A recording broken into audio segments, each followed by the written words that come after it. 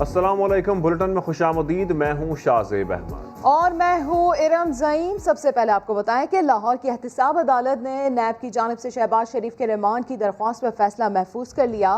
दौरान समाअत रोस्ट्रम पर शहबाज शरीफ जज्बाती हो गए। कहा, जो फैसले किए होश व हवास में किए, ज़मीर के मुताबिक किए। भंग या चर्च स्पीकर नहीं, अपने ख़ानदान के बजाय कौम का मफाद देखा। मजीद जानेंगे शाहिद हुसैन से। शायद मजीद क्या कहा शहबाज शरीफ ने? जी, आज जब केस की समाअत हुई तो नैब की जानिब से जिस्मानी रिमांड की दरख्वास्त दी गई और शहबाज शरीफ जो है वो खुद रोस्ट्रम पर आ गए और उन्होंने मुस्लिम लीग नून का जो डॉक्यूमेंट उनकी कारकर्दगी के हवाले से है, पब्लिक सर्विस का जो उन्होंने पब्लिश किया था, उस ही में से पढ़कर अपनी कारकर्दगी बताई और साथ ही साथ ये भी बताया कि किस तरह उन्होंने शुगर मिल्स के मामले को हैंडल किया, जिससे उनके बच्चों के कारोबार और शुगर मिलों को नुकसान हुआ लेकिन मुल्क का फायदा हुआ। सब्सिडी जो है ना देने से कौमी खजाने को फायदा हुआ। उनके तमाम दलाइल के बाद अदालत ने उसी डॉक्यूमेंट को जो पब्लिक सर्विस के हवाले से मुस्लिम लीग नून ने शाया किया है उसको तफ्तीश का रिकॉर्ड का हिस्सा बनाने के लिए उससे पूछा तो शहबाज शरीफ ने कहा कि इसको रिकॉर्ड का हिस्सा बना दें, जिस पर अदालत ने वो जो डॉक्यूमेंट था उसको तफ्तीशी अफसर के हवाले कर दिया और साथ ही उसे कहा है कि वो इसको रिकॉर्ड का हिस्सा बनाए। जो तफ्तीशी है उनकी जानिब से जो दरख्वास्त दी गई है उसमें ये कहा है कि कुछ मामलात हैं उनकी इन्वेस्टिगेशन कंप्लीट होना ज़रूरी है, इसलिए उन्हें शहबाज शरीफ के जिस्मानी रिमांड की ज़रूरत है। अदालत ने दोनों जानिब के दलाइल सुनने के बाद फैसला महफूज कर लिया और अब से कुछ देर के बाद उनकी जिस्मानी रिमांड के हवाले से फैसला सुनाया जाएगा। जी, फैसला सुनाया जाएगा। ये भी बताएगा शाहिद हुसैन, जो उन्होंने ये बयान दिया, ये कहा है कि ज़मीर के मुताबिक फैसला किया, भंग चर्च स्पीकर नहीं किया, इस हवाले से क्या बातें कर रहे थे वो? जी, उन्होंने जो फैसले बताए हैं उन्होंने ये कहा है कि जब शुगर मिलों का मामला उनके सामने आया तो शुगर मिलों की जानिब से बहुत प्रेशर था कि सब्सिडी दी जाए, लेकिन वो ये चाहते थे कि जो सब्सिडी है वो कौमी खजाना है, कौमी खजाने से के जो पैसे हैं वो लोगों पर लगने चाहिए और उन्होंने कहा कि ये फैसले उन्होंने बहुत सोच समझ कर किए हैं, अपने होश हवास में रहकर किए हैं, कोई भंग या चर्च स्पीकर नहीं किए।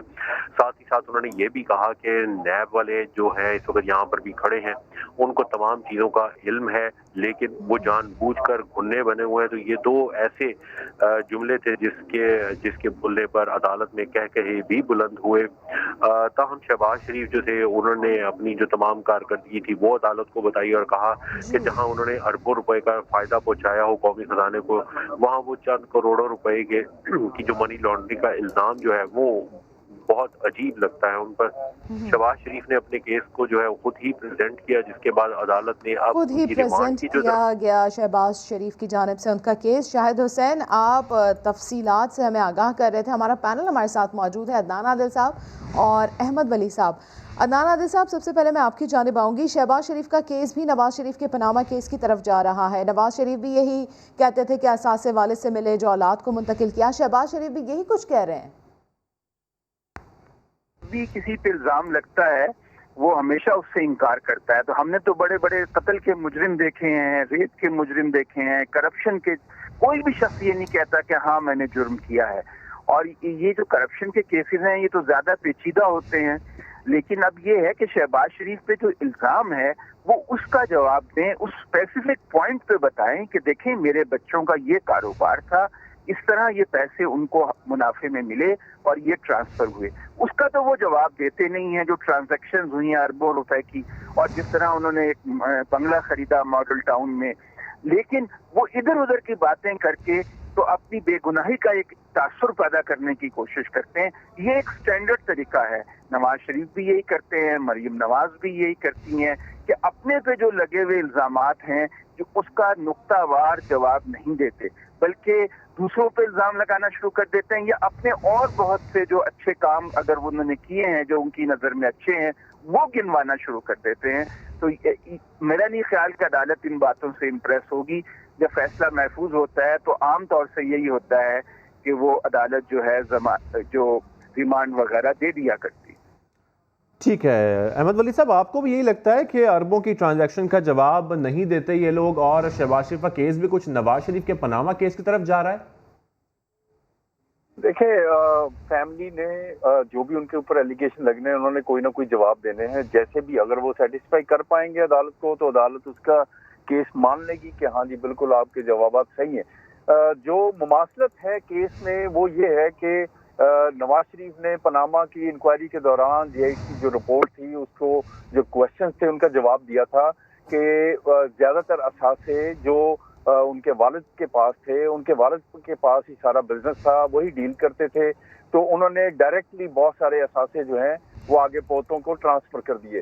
तो उस वक्त इन्होंने रिटर्न रिप्लाई सबमिट किया था पनामा की जो जेआईटी थी उसमें, और उसके बाद उनका पॉइंट ऑफ व्यू जो है वर्जन स्टैंस वो यही रहा है। और आज जो है शहबाज शरीफ भी वही कह रहे हैं कि उनके जो दादा के जो एसेट्स थे सारे, बड़ी जायदाद, जैसे वो बताते हैं कि बड़ी बड़ी फैक्ट्रियां थी, सारा बिजनेस था, तो वो सारा उन्होंने ज्यादातर ट्रांसफर किया अपने पोतों को।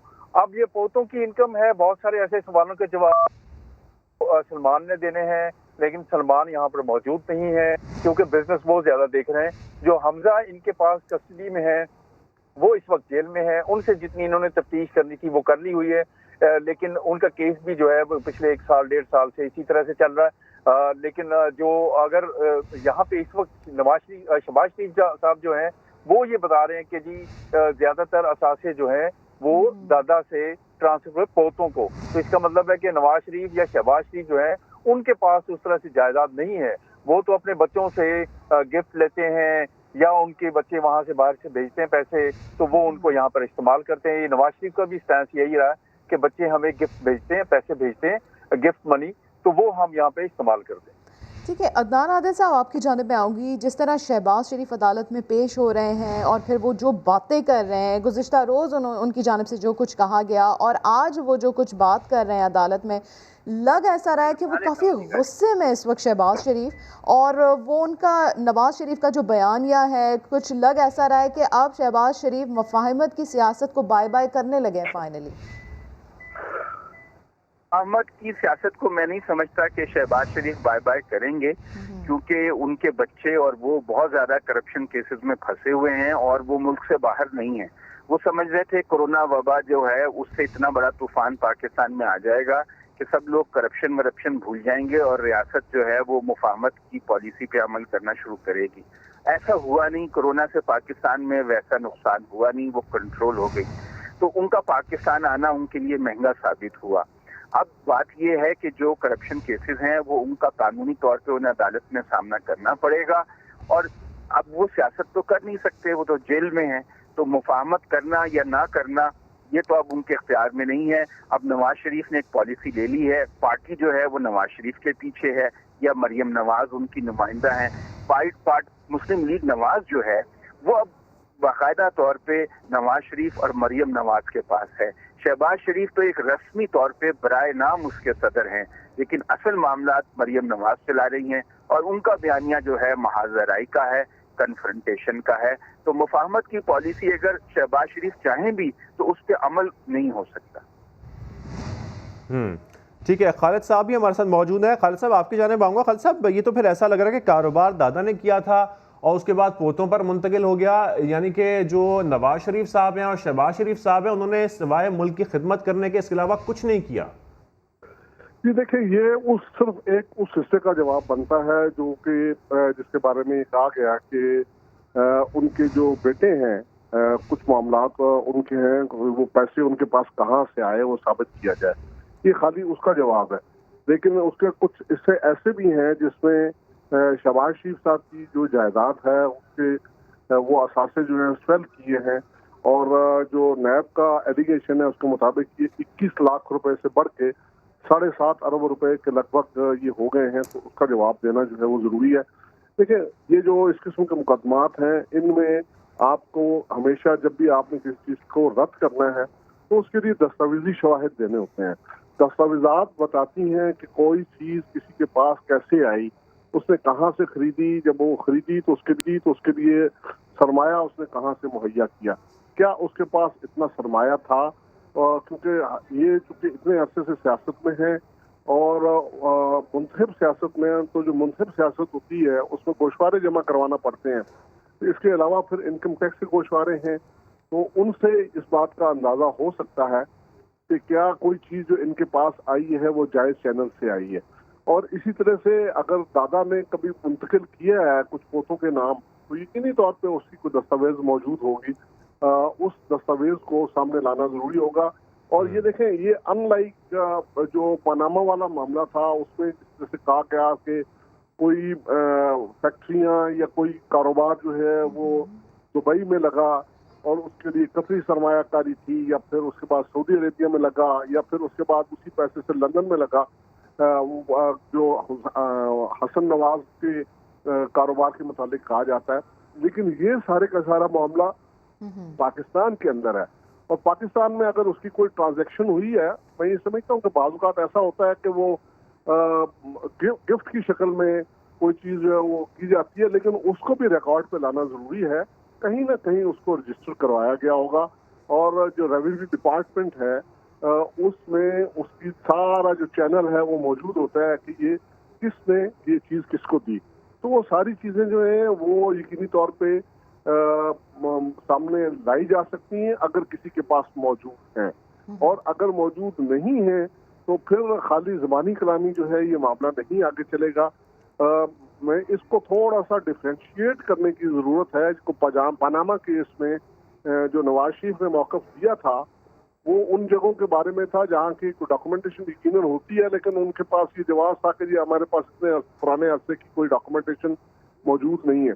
लेकिन ये यहाँ अगर मुल्क के अंदर मियाँ शरीफ साहब के कोई असासे जो हैं उनके पोतों के या उनकी पोतियों के नाम गए हैं, तो यकीनी तौर पे उसका कहीं ना कहीं इंदराज मौजूद होगा। अगर ये सारी चीज़ें वो सामने ले आते हैं तो उनके लिए बरियत का सामान हो जाएगा, और अगर वो नहीं लाते तो फिर जो नैब एक्ट है उसके तहत यही समझा जाएगा कि ये जो जायदादें हैं ये बेनामी तौर पे उनकी औलाद के नाम मुंतकिल हुई हैं, और फिर उस सूरत में उनके लिए जो है वो नैब लॉ के तहत ऐसा कानून मौजूद है कि जिसमें ये असासे उनके समझे जाएंगे और उनका जवाब देना उनके लिए ज़रूरी होगा। अगर वो उसको जस्टिफाई नहीं कर सकते, बिल्कुल जवाब देना भी बहुत ज़रूरी है और दस्तावेजात भी उनको सामने लाने पड़ेंगे। अदनान आदिल साहब, अहमद वलीद साहब और खालिद अजीम साहब, आप तीनों का बेहद शुक्रिया। और मुस्लिम लीग नून की तर्जुमान मरियम औरंगजेब ने भी शहबाज शरीफ की गिरफ्तारी की वजह APC के फैसलों और गिलगित बल्तिस्तान इंतखाबात को करार दे दिया। वो कहती हैं कि किराए के तर्जुमानों के लिए नून, मीम और शीम ही सबसे बड़ा मसला बन चुका है। वो एहतसाब अदालत लाहौर में मीडिया से गुफ्तगू कर रही थी। मुल्क का मसला जो है वो लोगों के लिए किराए के तर्जुमानों के लिए मीम, शीन और नून है। आवाम का मसला रोटी है, रोज़गार है और मईशत की तबाहाली जो इस वक्त नलायक करप्ट टोले की मुसल्लत होने की वजह से हो चुकी है। जो कश्मीर के साथ सकूत कश्मीर हुआ है, आज जो अद्वियात में 92 अद्वियात में 262% इजाफा हुआ है। पेट्रोल, गैस, बिजली, आज आवाम के घर चीनी और आटा इन करप्ट टोले ने चोरी कर लिया। आज आवाम का मसला ये है, इसलिए किराए के तर्जुमान डिफ्लेक्ट करने की कोशिश ना करें और आवाम को जवाब दें। नवाज शरीफ ने शहबाज शरीफ की गिरफ्तारी को जुल्म, नाइंसाफ़ी और ज़्यादती करार दे दिया। कहते हैं हुकूमती हथकंडों को ना मानेंगे और ना ही झुकेंगे। शहबाज शरीफ की गिरफ्तारी पर नवाज शरीफ तब्दीली सरकार पर बरहम। हुकूमत पर इल्जामात की बौछार कर दी, कहा जुल्म, नाइंसाफी और ज्यादती की जा रही है, हुकूमती इक़दामात तस्लीम नहीं करेंगे।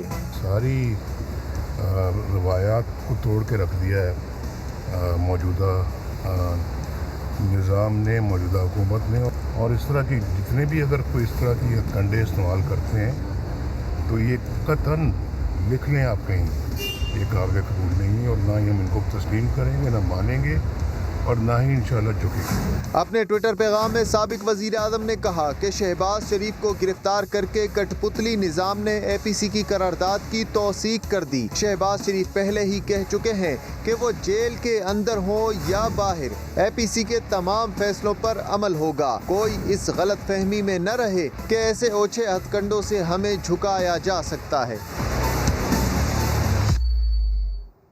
पैसे वापस करो या जेल जाओ, चॉइस तुम्हारी है। वफाकी वजीर फवाद चौधरी ने ट्विटर पैगाम में कहा, अपोजिशन लीडर ने केस में लगाए गए इल्जामात का जवाब नहीं दिया।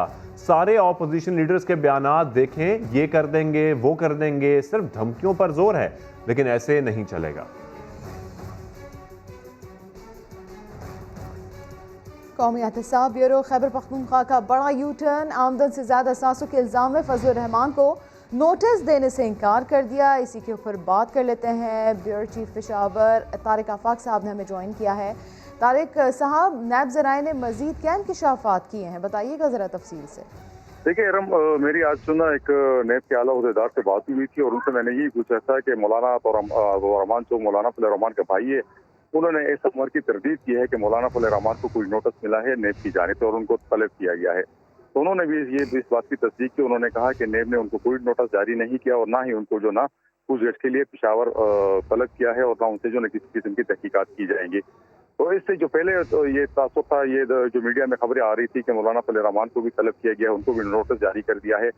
आज खैबर पख्तूनख्वा के एक आला अहदेदार ने इस अमर की तरदीद कर दी है और उससे इनकार कर दिया है कि मौलाना फजल रहमान को नोटिस जारी किया गया है और आमदन से ज्यादा जो असासे है उन इल्जामात के तहत मौलाना फजल रहमान को तलब किया गया है। जी बहुत शुक्रिया तारिक आफाक साहब आपका। और मुस्लिम लीग नून के बागी अरकान ने पार्टी की वार्निंग्स हवा में उड़ा दी। एक बार फिर बार बार की तंबी के बावजूद वजीर आला पंजाब से मुलाकातें नहीं छोड़ी। नून लीग के 4 अरकान पंजाब असम्बली आज फिर वजीर आला से मिले। दानियाल उमर की रिपोर्ट देखिए। पार्टी क़यादत का डर है, ना ही अपनी नशिस्त से महरूमी का कोई खौफ। मुस्लिम लीग नून के MPs की उस्मान बुज़दार से एक और मुलाकात। कहा अवामी खिदमत के सफर में वजीर आला के साथ खड़े हैं। मुलाकात करने वालों में जलील शरकपुरी, अशरफ अंसारी, गयासुद्दीन और फैसल नियाजी शामिल हैं। सरकारी एलामिये के मुताबिक मुंतखब नुमाइंदों ने वजीर आला को अपने हलकों के मसाइल से आगाह किया, जिस पर उस्मान बुज़दार ने मसाइल तरजीही बुनियादों पर हल करने की यकीन दहानी कराई। नून लीग के बागी अरकान पहले भी कई दफा मुखालिफ कैंप में जा चुके हैं। पार्टी की जानिब से शो कॉज नोटिसेस और इलेक्शन कमीशन में रेफरेंस दायर करने की धमकियों के बावजूद बगावत से बाज नहीं आए। दानियाल उमर, समा, लाहौर। फैसलाबाद की ज़रई यूनिवर्सिटी में करप्शन की गजब कहानी। एंटी करप्शन पंजाब ने राना सनाउल्लाह के रिश्तेदार साबिक वाइस चांसलर ज़रई यूनिवर्सिटी राना इकरार के खिलाफ मुकदमा दर्ज कर लिया। उस्मान सिद्दीक की रिपोर्ट। सबसे बड़ी जामिया की सबसे बड़ी करप्शन। ज़रई यूनिवर्सिटी फैसलाबाद के साबिक वाइस चांसलर एंटी करप्शन के रडार पर।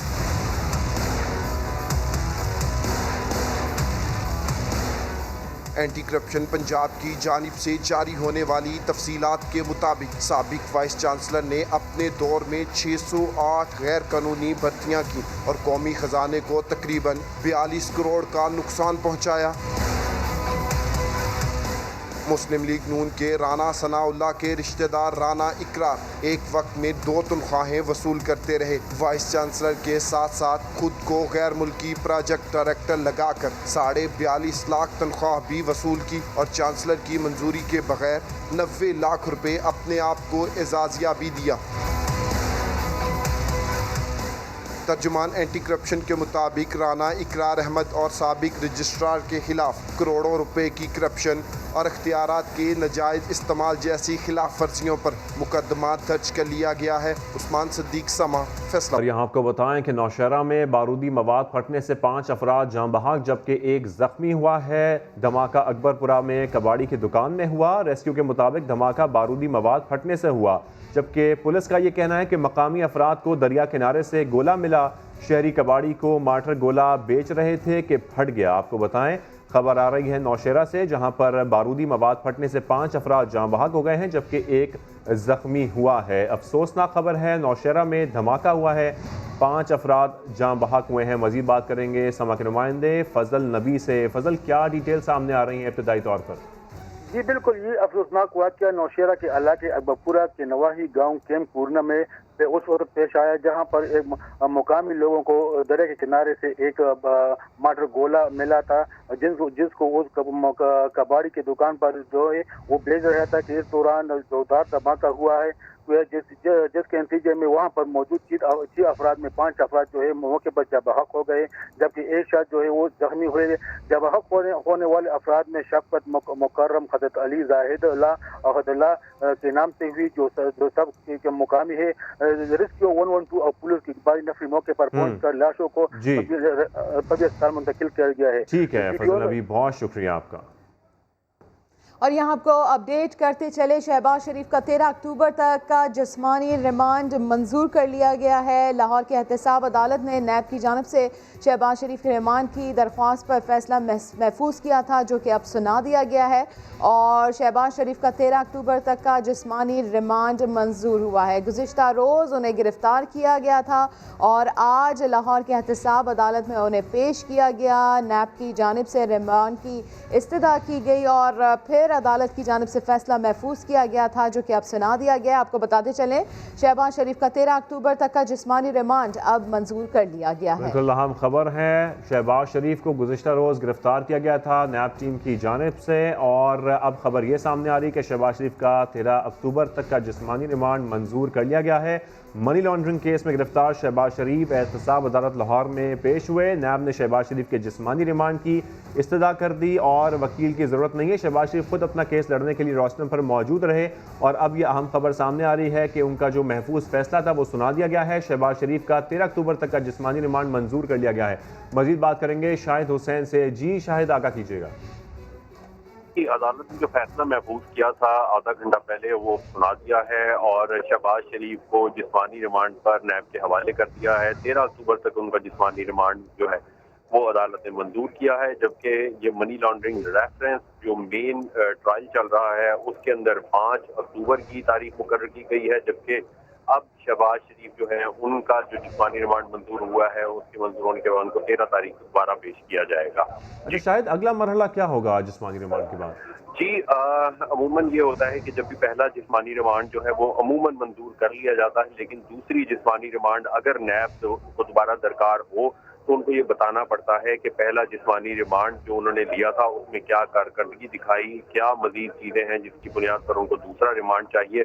तो यूं जो है अब जो नैब तफ्तीश करेगी 13 तारीख तक, उसकी मुकम्मल रिपोर्ट जो है वो अगली तारीख तक पेश की जाएगी और अगर कोई और चीज उनको तफ्तीश में करनी है तो उससे भी अदालत को आगाह किया जाएगा और उसी की बुनियाद पर दूसरा जिस्मानी रिमांड अगर जरूरत हुई तो वो नैब मांगेगी।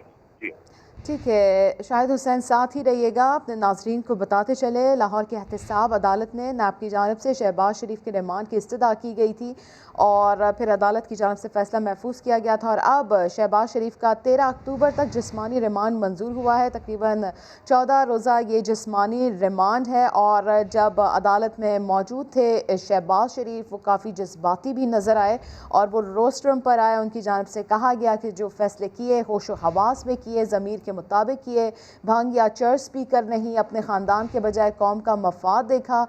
शहबाज शरीफ की जानिब से ये भी कहा गया कि नैब के किसी गवाह ने मेरा नाम नहीं लिया, वालिद के बाद असासे तकसीम हुए, मैंने तमाम असासे बच्चों को दिए। शहबाज शरीफ ने यह भी कहा कि मेरे इक़दामात से बच्चों की शुगर मिल्स को नुकसान भी हुआ, फैसला किया कि मैं काश्तकार को नुकसान नहीं पहुँचाऊँगा, शुगर मिलों को एक धेले की सब्सिडी भी नहीं दी। शहबाज शरीफ ने यह भी कहा कि सब फैसले होशो हवास में किए, मैंने अपने ख़ानदान के बजाय कौम का मफाद देखा। आपको बताते चले, गुज़िश्ता रोज़ शहबाज शरीफ को गिरफ़्तार किया गया था और अब जब आज रिमांड मांगा गया नैब की जानिब से तो अदालत की जानिब से 13 अक्टूबर तक का जिस्मानी रिमांड जो है वो मंजूर हुआ है और 14 रोज़ा ये जिस्मानी रिमांड है नैब के हवाले किया गया है शहबाज शरीफ को। आपको बताते चलें कि शहबाज शरीफ का 13 अक्टूबर तक जिस्मानी रिमांड मंजूर हो गया है। बिल्कुल, गुज़िश्ता रोज़ जब शहबाज शरीफ को गिरफ्तार किया गया उसके बाद हमने देखा कि जो रहनुमा हैं उनकी जानिब से भी जारहाना अंदाज में जो है वो गुफ्तगू की गई मीडिया के साथ भी। और आज की अहम खबर ये है कि 14 रोज़ के जिस्मानी रिमांड पर नैब के हवाले कर दिया गया है शहबाज शरीफ को। और अब तालीमी मैदान से बात करें तो वफाकी वज़ीर तालीम शफकत महमूद ने 30 सितंबर से मुल्क भर में प्राइमरी स्कूल्स को खोलने का ऐलान कर दिया है। इस्लामाबाद में न्यूज़ कॉन्फ्रेंस में उन्होंने कहा कि 15 सितंबर को स्कूल्स खुलने के बाद से 1,71,000 से ज़ायद टेस्ट किए गए, लेकिन सिर्फ 1% से भी कम लोगों के टेस्ट मुस्बत आए। स्कूल खुले 15 सितंबर से 1,71,436 टेस्ट जो है वो स्कूलों पे और टीचर्स पे और तालिब इल्मों पे किए गए, यानी कि तालीम के शोबे में इतने 1,71,000 टेस्ट जो थे वो किए गए और इसमें से सिर्फ 1284 ऐसे या साथी या सपोर्ट स्टाफ या तालिब इल्म थे जिनका टेस्ट पॉजिटिव आया, जो कि 0.8% है, यानी कि 1.1% से भी कम बीमारी का पॉजिटिविटी हमें नज़र आई कि हमने इसको मद्देनज़र रख के ये फ़ैसला किया कि स्कूल जितने भी प्राइमरी स्कूल हैं वो खोल दिए जाएं। अहम खबर दें आपको कराची से, जहां तालीमी इदारे तो खुल गए हैं लेकिन स्कूल वैन में SOPs पर अमल दरामद नहीं किया जा रहा। तलबा और असातिज़ा को कंधे से कंधा मिलाकर बिठाया जा रहा है। हमारे नुमाइंदे सलमान अहमद वैन में सवार हैं, उन्हीं से मजीद तफसील जानते हैं। जी सलमान। देखिए, अगर SOPs पर वैनों में अमल दरामद करने की बातचीत की जाए तो क्लासों में तो यकीनन SOPs पर अमल दरामद किया जा रहा है, लेकिन इस वक्त एक वैन में मौजूद हूँ, इसमें भी आप देख सकते हैं तालिबात मौजूद हैं। समाजी फासले का कितना ख्याल रखा जा रहा है वो बाखूबी देखा जा सकता है। इसी तरह अगर दिगर वैन ड्राइवर्स की बात की जाए तो वहाँ पर भी हम देख रहे हैं कि वैनों में SOPs पर अमल दरामद नहीं किया जा रहा, समाजी फासले का ख्याल नहीं किया जा रहा। आप स्क्रीन पर भी मनाज़िर देख सकते हैं कि कई वैन ड्राइवर हैं जिन्होंने जो है समाजी फासले का बिल्कुल ख्याल नहीं रखा। ड्राइवर्स की जानिब से ये कहा जाता है कि आपको अगर बैठना है तो बैठें, फिर वरना जो है वो वैन तब्दील कर लें। वालिदैन अपने बच्चों को वैन में भेजने पर मजबूर हो जाते हैं और उनका यही मुतालबा है स्कूल इंतज़ामिया से भी और हुकूमत से भी और वज़ीर ट्रांसपोर्ट से भी कि खुदारा वैनों में भी SOPs पर अमल दरामद कराया जाए। अगर इसी तरह अमल दरामद नहीं कराया गया तो यकीनन कोरोना वायरस फैलने के खदशात होंगे और बहुत अरसे बाद तालीमी सरगर्मियों का जो आगाज़ हुआ है दोबारा से ऐसा ना हो कि तालीमी सरगर्मियों को ब्रेक लग जाए। जी ठीक है सलमान, आपका शुक्रिया। और शोहरत को नुकसान पहुंचाने का इल्ज़ाम गुलकार अली जफ़र की दरख्वास्त पर मीशा शफ़ी के खिलाफ मुकदमा दर्ज कर लिया गया है। बात कर लेते हैं समा के नुमाइंदे रियाज अहमद से। जी रियाज, बताइए इस बारे में मजीद। जी बिल्कुल, पहले मीशा अली ने जो अली जफर गुलकार थे उनके साथ दरख्वास्त दी, जब वो दरख्वास्त खारिज हुई, हरासमेंट की दरख्वास्त दी, तो वो जब खारिज हुई तो इन्होंने फिर अली जफर ने भी FIA साबिर कराम को दरख्वास्त दी जिसमें उन्होंने मौक़िफ़ इख्तियार किया कि इन्होंने मेरी शोहरत को नुकसान पहुँचाया है, जिस पर FIA ने बाकायदा तौर पर तफ्तीश की और तफ्तीश के बाद ये साबित हुआ, जिस पर उन्होंने रात मुकदमा दर्ज करके कार्रवाई शुरू कर दिया है। और ना सिर्फ ये मीशा शफी के खिलाफ मुकदमा दर्ज किया है, बल्कि 8 मजीद लोग हैं जिनके खिलाफ भी ठीक है, मुकदमा दर्ज करके कार्रवाई शुरू कर दी है। बहुत शुक्रिया रियाज अहमद। खबरों का सिलसिला जारी है, वक्त हुआ है एक ब्रेक का। समा के साथ रहिए। Welcome back. अभी आपको बताएं, भारत में इंसानी हकूक की पामालियां दुनिया को क्यों दिखाएं। इंतहा पसंद मोदी सरकार ने एमनेस्टी इंटरनेशनल के अकाउंट्स मुंजमद कर दिए, जिसके बायस इंसानी हकूक की आलमी तंजीम भारत में अपने दफातर बंद करने पर मजबूर हो गई है। भारतीय हुकूमत की जानिब से हरासानी के वाक़यात के बाद एमनेस्टी इंटरनेशनल ने ऐलान किया है कि वो भारत में अपने ऑपरेशन बंद कर रहे हैं। तंजीम ने भारतीय हुकूमत पर इल्ज़ाम लगाया है कि वो इंसानी हकूक की तंजीमों के ख़िलाफ़ मुहिम चला रही है। भारत की जानिब से इन इल्ज़ामात पर ताहाल कोई रद्द-ए-अमल सामने नहीं आया है। इसी के ऊपर तजिया ले लेते हैं। दिफाई तजियाकार हारिस नवाज साहब ने हमें ज्वाइन किया है। सर, भारत की गुंडागर्दी इस कदर बढ़ गई है कि एमनेस्टी इंटरनेशनल भारत में अपने दफातर बंद करने पर मजबूर हो गई। इंसानी हकूक की पामालियाँ यहाँ पर उरूज पर है और दुनिया ये सब देख रही है। बिल्कुल जंगी जुनून में है, ये असल में घबराहट में भी हैं क्योंकि अब दुनिया में आइसोलेट हो रहे हैं। लेकिन यहाँ पर सबसे बड़ी अफसोस की बात यह है कि यूनाइटेड नेशंस की एक शाख जो एमनेस्टी इंटरनेशनल है उसको बंद किए। And what is the reaction of United Nations? उसकी अफादियत, उसकी एक जो कंट्रोल है वो कहाँ जा रहा है? ना वो कश्मीर में यूनाइटेड नेशन के रेजोल्यूशन को मानते हैं, ना वो ये करते हैं। और अगर इंटरनेशनल एमनेस्टी दफ्तर बंद कर दी तो इनके तो मजे हो जाएंगे, ये तो लूट और जुल्म बर्बाद करेंगे। पूछने वाला न्यूयॉर्क में वो तो चलो रिपोर्ट भेजते थे हर साल, उसके बाद वहाँ प्रेस कॉन्फ्रेंस करने की कोशिश करते हैं, जाने नहीं देते हैं। ये इंडिया इस वक्त इंतहा से ज्यादा आगे निकल चुका है। अपने खित्ते में तो पहले ही ये कंप्लीट आइसोलेट हो चुका है, अब इसको दुनिया में आइसोलेट हो रहा है। आई थिंक पाकिस्तान गवर्नमेंट को जब तक हम कुछ नहीं करेंगे, हम इस पर आवाज नहीं उठाएंगे, दुनिया नहीं आएगी। हमारे फॉरेन ऑफिस को चाहिए कि वो स्ट्रॉन्ग रिएक्शन लें कि किस तरीके से इंडिया में इंटरनेशनल को बंद कर रहा है, पाकिस्तान कैसे इंटरनेशनल को इनकरेज करता है, they can go to anywhere in Pakistan. ये बताएं और बताएं कि क्या जुल्म की इंतहा और ये आलमी ज़मीर को झंझोड़ने की जरूरत है। कि जब हम कहते हैं हाँ पाकिस्तान कश्मीर की आवाज़ है तो हमें बनना चाहिए। Now is the time stand up. हमारी टीम जानी चाहिए, कश्मीर कमेटी है, फॉरेन ऑफिस है, यूनाइटेड नेशन में हमारे एम्बेसडर हैं, यूरोपियन यूनियन में हमारी सब जगह पर एम्बेसीज हैं। Everybody has to work in concerted effort, ताकि एक मजबूत ताकत के साथ दुनिया को बताएं कि ये हो रहा है, पाकिस्तान की लिमिट्स क्रॉस हो रही हैं। देयर इज अ लिमिट में हम वहां तक बर्दाश्त करेंगे, उसके बाद हम फट पड़ेंगे, और फटेंगे तो ऐसा इंडिया को याद कराएंगे कि ये हिंदू की नस्ल खत्म हो जाएगी। जनरल जियाउल हक ने एक दफा कहा था राजीव गांधी को, याद रखना मुसलमान 52 मुल्क हैं, मुसलमान खत्म नहीं होंगे, हिंदू एक मुल्क है, तुम्हारी हिंदू दुनिया से नेस्तो नबूद हो जाएंगे। फिर वो इंसान का बच्चा बना था। यही इस जो एक्सट्रीमिस्ट इंतहा से ज्यादा इंतहा पसंद हिंदू है, इसको ये बताने की जरूरत है। बिल्कुल, ये इंतहा पसंदी है। हारिस नवाज साहब, बाकायदा इंसानी हकूक तंजीमों के खिलाफ मुहिम चलाई जा रही है। भारत क्या समझता है कि ऐसे हरकतें करने से जो उनका मकरू चेहरा है वो बेनकाब नहीं होगा? देखें, बात यह है कि जब एक मुल्क यूनाइटेड स्टेट्स के पीछे खड़ा है, जिस तरीके से वो चाइना के साथ कर रहा है ये ट्रम्प, उसके बाद इस जो है नेतन्याहू वो पैलेस्टीन से कर रहा है एग्जैक्ट ये, जबकि इसकी इतनी हैसियत नहीं है, इसकी फौज नकारा है, अनट्रेंड है, अनप्रोफेशनल है, औरतों बच्चों बूढ़ों को शहीद कर सकती है, और तो ये कुछ कर नहीं सकती। इसको समझ जाए, 27 फरवरी का दिन इसको रात को याद करना चाहिए कि तुम्हें कैसे पटा था पाकिस्तान के एयरफोर्स आदमी ने। इसलिए अपनी आप को समझो, तुम्हें लद्दाख में जिस तरीके से जूते पड़े हैं, घूसे पड़े हैं, लातों से तुम्हें मारा गया, डंडों से मारा गया, आप किस मुंह से कहते हो कि पाकिस्तान मुकाबला करो? ठीक है, बहुत शुक्रिया हारिस नवाज साहब आपका।